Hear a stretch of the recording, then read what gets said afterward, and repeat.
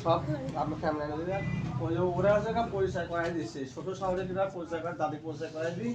ওকে আর ও পরিচয় করেনি। হ্যাঁ আসেন আসেন ভিতরে আসেন বসুন আসেন তো বসুন আপনি আসো তো এই আসো আসো আসো